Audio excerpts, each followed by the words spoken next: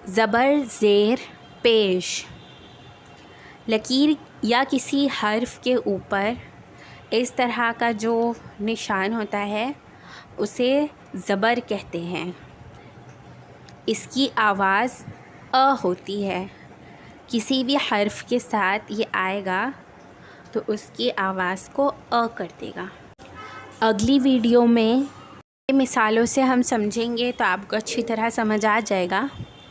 अभी ज़ेर देखिए। लकीर या किसी हर्फ के नीचे इस तरह की जो तिरछी लकीर होती है छोटी सी, उसे ज़ेर कहते हैं। अगर लकीर के ऊपर रहेगा तो ज़बर, लकीर के नीचे रहेगा तो ज़ेर।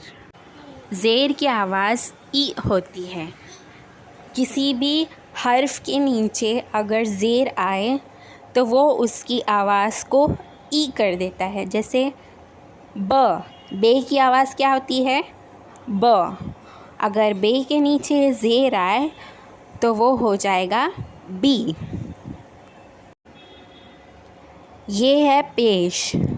लकीर के ऊपर इस तरह का गोल निशान जिसके साथ तिरछी लाइन जुड़ी हुई हो उसे कहते हैं पेश। पेश की आवाज़ होती है ऊ। ये जब किसी हर्फ के साथ जुड़ता है तो उस हर्फ की आवाज़ गोल हो जाती है। जैसे अगर ये बे के साथ जुड़ेगा तो बे की आवाज़ क्या हो जाएगी? बू। ज़बर, ज़ेर और पेश उर्दू रीडिंग में बहुत अहम किरदार अदा करते हैं। जब आप इसकी अच्छी तरह से मश्क कर लेंगे तो उर्दू पढ़ने में आपको बहुत आसानी होगी।